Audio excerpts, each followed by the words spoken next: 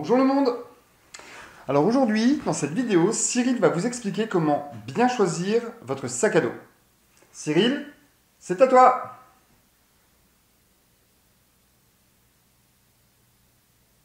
Cyril, c'est à toi! Petit problème technique là. Cyril?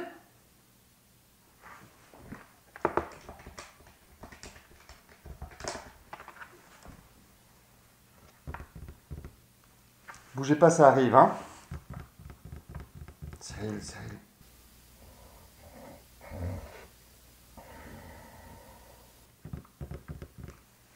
Pas de soucis, hein, tout de suite, hein.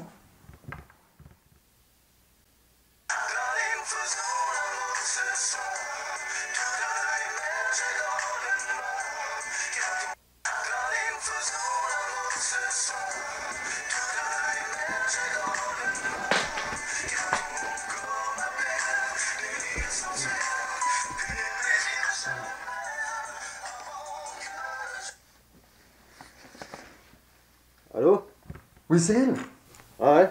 dis-moi, t'es bien en train de préparer ton truc sur les sacs à dos, là? T'as bien la tête dans les sacs à dos, là? Ouais.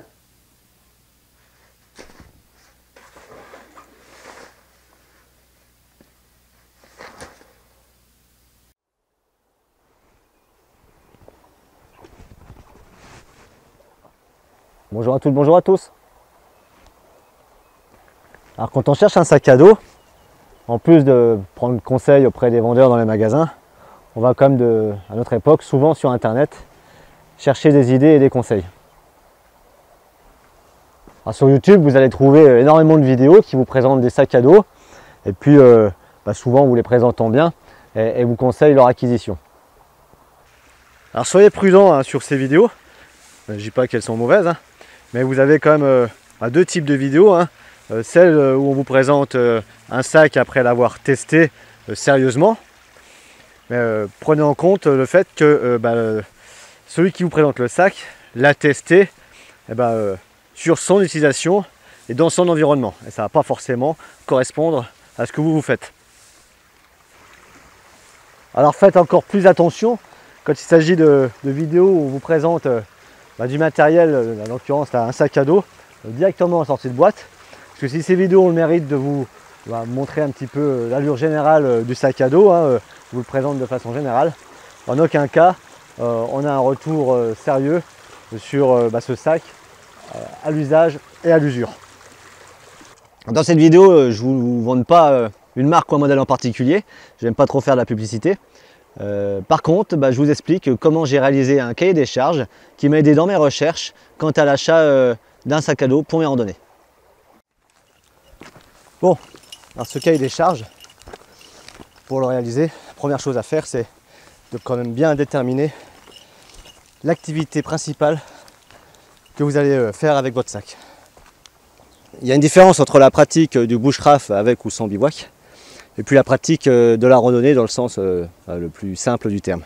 Alors dans le premier cas, vous allez porter souvent du matériel du bivouac, au moins des outils.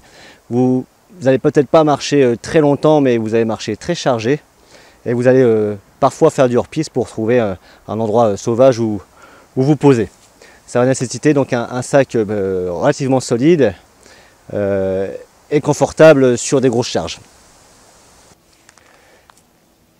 Et dans le cas de la pratique simple de la randonnée, où on va marcher surtout sur des sentiers sans faire de hors-piste, on n'aura pas besoin par exemple d'un sac avec une toile 1000 deniers, certes solide mais trop lourde pour ce qu'on a à en faire. On va partir sur un sac qui par exemple va être léger, déjà vide, confortable et va nous permettre de supporter des marches sur des longues distances ou sur des longues durées. Par contre, on va trouver plusieurs types de randonnées. Alors moi, ma pratique, ce qui concerne le choix de mon sac à dos, je suis parti sur le principe que je pratiquais la randonnée soit donc, à la demi-journée, voire à la journée complète avec une pause à midi. Une pause où je vais souvent porter mon repas. Je peux aussi marcher sur plusieurs jours en autonomie, ça c'est relativement rare, ou plusieurs jours, là c'est plus souvent, en semi-autonomie. La différence entre une randonnée plusieurs jours semi-autonomie ou autonomie complète. Voilà, la définition est propre à chacun d'entre nous. Mais pour moi, ça correspond donc une randonnée en semi-autonomie. Fais mon chien, ouais, va dans la grotte. C'est une randonnée où je vais ne pas transporter la totalité de ma nourriture.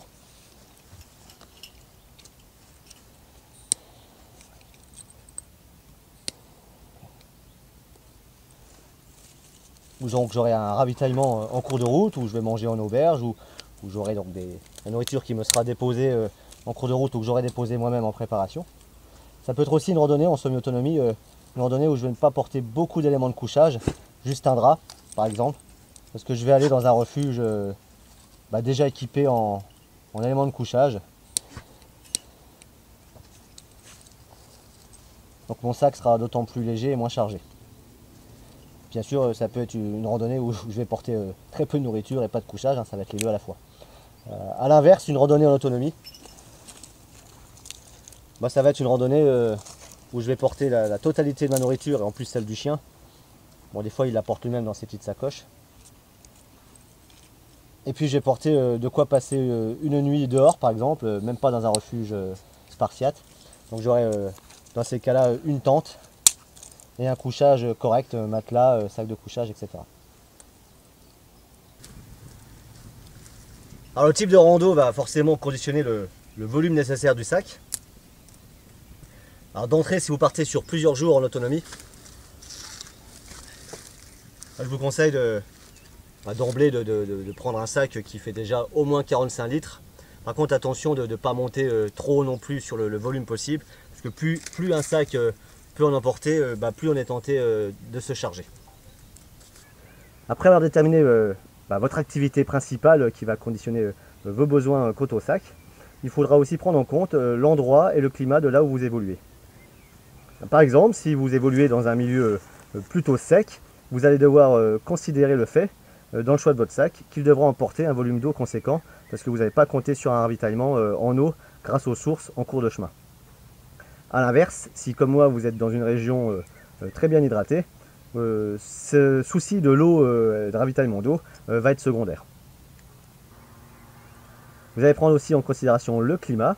Si comme moi vous évoluez dans une région plutôt humide et parfois fraîche, pour ne pas dire froide, il faudra prendre en compte vos besoins en vêtements chauds et en vêtements de protection de pluie, qui vous assureront un confort pendant la randonnée ou le soir au bivouac ou au refuge. Et puis quand vous allez choisir les options de votre sac, vous prendrez effectivement des options par exemple qui vous permettront d'avoir accès rapidement en rando lors des phases de marche. Donc un accès rapide à ces vêtements chauds ou à ces vêtements de protection contre la pluie. Bien sûr, toujours dans l'optique où vous allez évoluer dans une région froide, très froide et humide, votre sac à dos devra avoir des fermetures éclairs résistantes au gel par exemple. Et puis bien sûr, il devrait être le plus imperméable possible.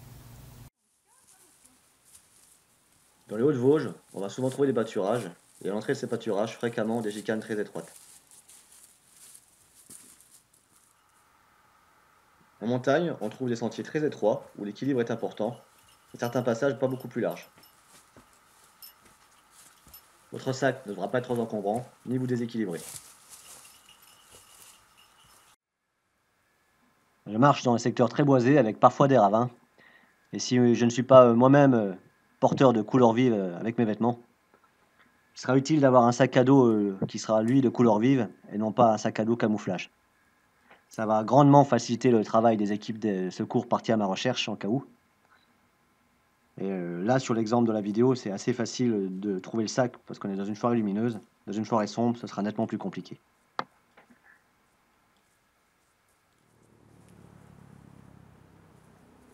Je marche avec un tomahawk. La première raison, c'est qu'il me sert à couper le bois nécessaire pour faire du feu dans les refuges. En deuxième lieu, dans les Vosges, avec le vent et la neige, on a souvent des branches ou des cimes cassées qui vont venir barrer les chemins. Avec le tomahawk, je vais pouvoir dégager ces chemins. Je vais apprécier d'avoir un accès rapide à mon outil, donc le porter à l'extérieur du sac et non pas à l'intérieur. Un sac à dos avec un porte-piolet va donc se montrer très pratique. Alors je pourrais marcher avec une scie pliante, plus légère et moins encombrante. Par contre avec une scie, Je vais pas pouvoir fondre les bûches qui me serviront à faire du feu.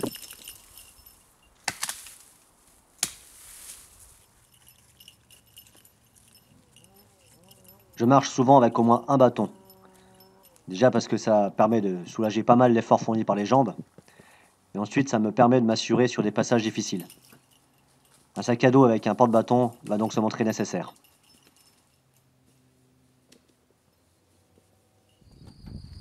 Il paraîtrait que dans les Vosges, il pleut souvent. C'est un peu exagéré, mais c'est vrai qu'on est dans une région plutôt humide. Je vais apprécier d'avoir un sac complètement imperméable qui va m'éviter de porter ce qu'on appelle un rain cover. Alors, un rain cover, c'est très pratique, surtout quand il est fluo, hein, qui permet de nous voir de loin aussi. Mais ça va nécessiter une manœuvre de mise en place, de rangement, toujours un peu de poids, quelques grammes en plus. Un autre gros intérêt d'avoir un sac complètement imperméable, c'est par temps sec, si vous n'avez pas le rain cover, et que vous tombez dans un point d'eau. Alors je parle en connaissance de cause, je suis déjà tombé le cul en arrière dans un ruisseau, et mon sac complètement imperméable a protégé mes affaires.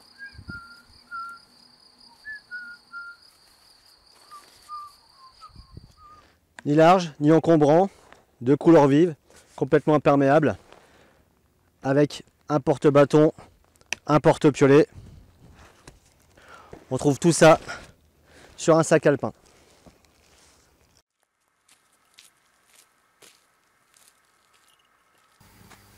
D'autres options dans mon cahier des charges.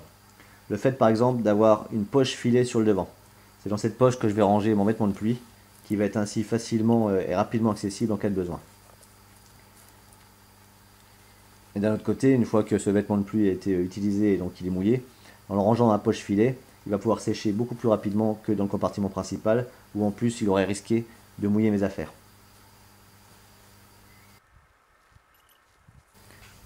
Toujours dans mon cahier des charges, je voulais une ouverture sur la poche chapeau suffisamment large pour pouvoir y accéder avec des gants en hiver. Donc sur ce modèle là, on peut voir que non seulement l'ouverture est large, mais en plus elle est bien centrée sur le haut du sac, ce qui est préférable à une fermeture éclair qui va par exemple être orientée vers votre nuque. En cas où vous oubliez de fermer votre poche, vous risquez de moins de perdre vos affaires avec une fermeture très centralisée sur le haut du sac.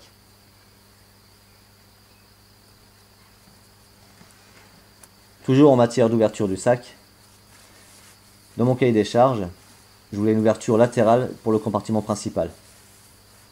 Ça m'évite de devoir sortir toutes les affaires du haut pour accéder aux affaires qui sont rangées en dessous en utilisant la seule ouverture du sac qui se trouverait en haut.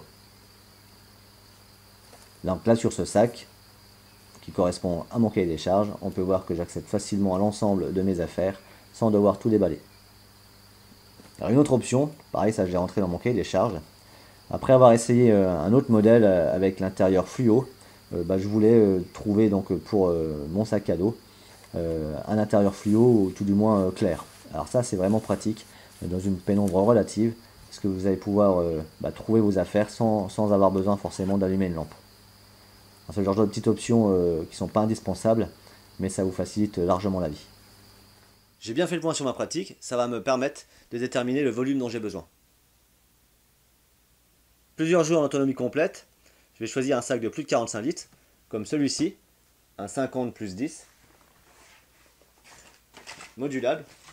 Là j'ai le choix de prendre ou pas cette poche chapeau supplémentaire. Ou celui-ci, toujours un 50 plus 10.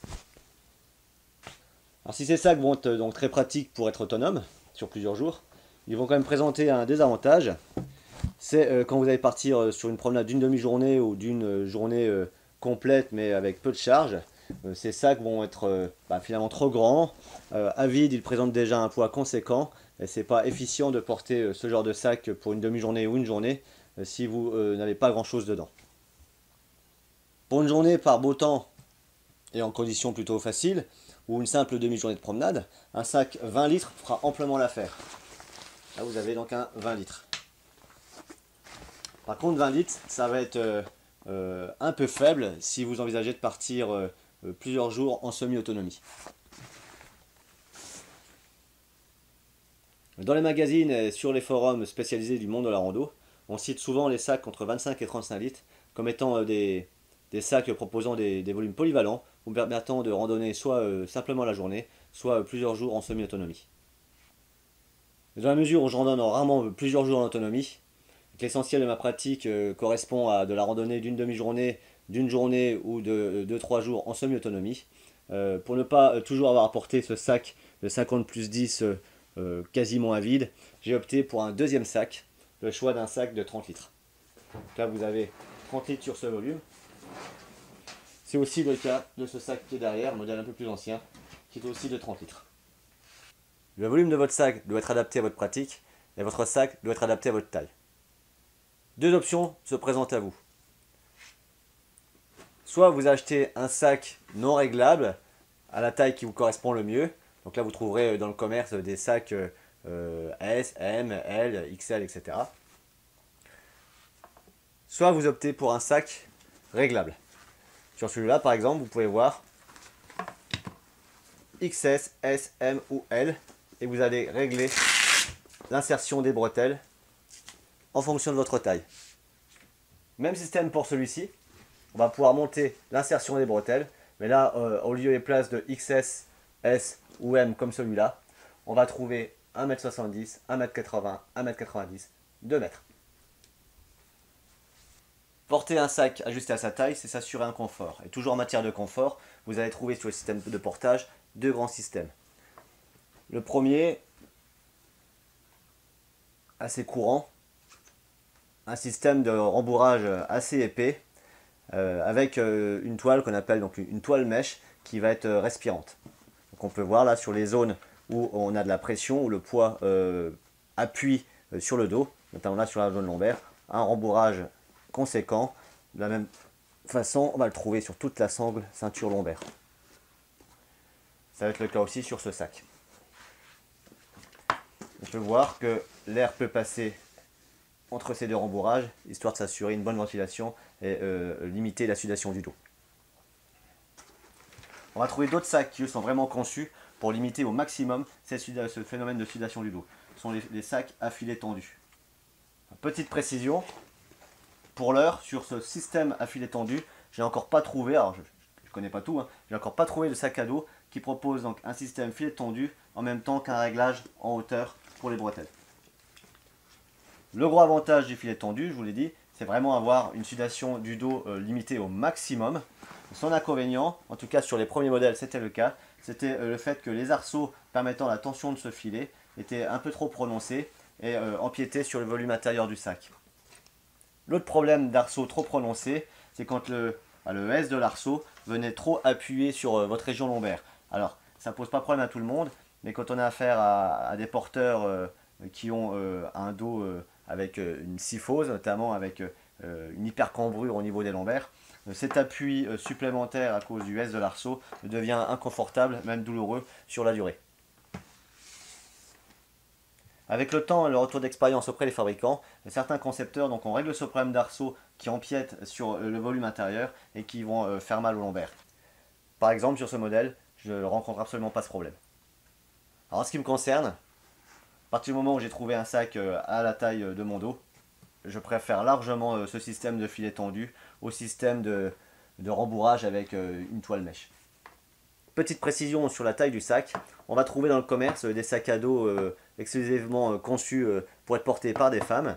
Donc ça va jouer donc, souvent sur la hauteur des bretelles, mais ça a été souvent une différence au niveau du travail de la sangle pectorale, qui n'était pas insérée à la même hauteur que sur les sacs à dos conçus pour les hommes. Bon, aujourd'hui, on a tendance à avoir quelque chose d'homogène, et on a des sacs à dos polyvalents qui ont des réglages qui permettent d'adapter par exemple cette pectorale à la poitrine d'une femme comme à la poitrine d'un homme. Par contre, on trouvera quand même une différence entre les modèles hommes et femmes en ce qui concerne l'implantation des ceintures lombaires, la mesure où certains concepteurs peuvent estimer que les femmes ayant des hanches plus rondes, parfois plus larges que les hommes, on va avoir une implantation différente au niveau de cette ceinture lombaire. Pour un maximum de confort, le sac à dos doit être muni d'une ceinture ventrale qui va porter l'essentiel de la charge. Cette ceinture doit bien envelopper votre taille.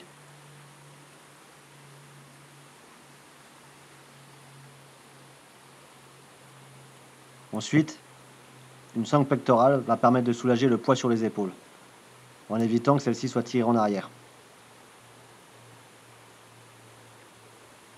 Pouvoir régler cette sangle pectorale en hauteur va vous permettre d'adapter votre sac à votre morphologie. Un système de rappel de charge va aussi nettement soulager vos épaules. Vous devrez pouvoir le régler au fur et à mesure de la journée en marchant, en fonction de votre ressenti. Pour conclure, que dire?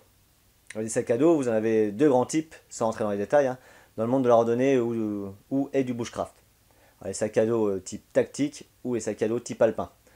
L'idée dans cette vidéo n'était pas de vous conseiller un type plus qu'un autre, ni même de vous conseiller une marque ou un modèle en particulier, parce que ça finalement, ça va dépendre de votre activité, de l'endroit où vous la pratiquez et la façon dont vous la pratiquez. Je préfère vous inviter à bien déterminer vos besoins avant de choisir votre sac à dos. Et pour bien déterminer vos besoins, je vous conseille d'élaborer un cahier des charges correspondant parfaitement à votre pratique, comme je l'ai fait dans cette vidéo. En suivant cette logique, vous allez acquérir un sac à dos qui correspondra bien à vos besoins et non pas à vos envies.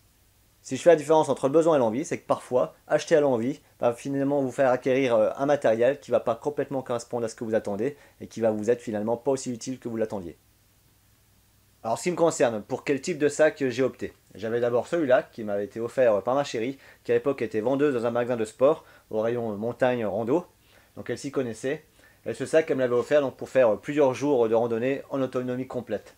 C'est un sac qui fait donc 50 plus 10 et qui a été conçu surtout pour être très confortable, et de ce côté-là, il fait vraiment le travail. Alors il a des défauts, c'est sûr, mais ses qualités sont quand même très présentes et supplantent ces quelques défauts. Alors, je ne vais pas vous faire un exposé sur ce sac, c'est pas l'intérêt, c'est pas l'objet de cette vidéo. Par contre, j'avais besoin d'un sac plus petit, moins volumineux pour des randonnées à la journée ou voire même plusieurs jours en semi-autonomie. Donc c'est ce qui correspond un peu au cahier des charges que je vous ai expliqué tout au long de cette vidéo. Donc à partir de ce cahier des charges, réellement, j'ai cherché et j'ai trouvé ce sac à dos là qui correspond. Alors ne pensez pas que j'ai d'abord acheté le sac et ensuite j'ai développé le cahier des charges autour. Non, non, j'ai bien fait mon cahier des charges tel que je vous l'expose dans cette vidéo et ça aboutit à l'achat de ce sac. Alors je ne vais pas mentionner sa marque ni son modèle. Si vraiment il vous intéresse, n'hésitez pas à me contacter par message privé sur la chaîne YouTube elle-même ou par message privé sur la page Facebook Le Marcheur et son chien. Je vous donnerai la marque et le modèle de ce sac. Alors son prix, parce que ça c'est un gros oubli dans ma vidéo, dans mon cahier des charges je n'ai pas parlé du prix mais ça me semble évident, chacun va investir à hauteur de ses moyens.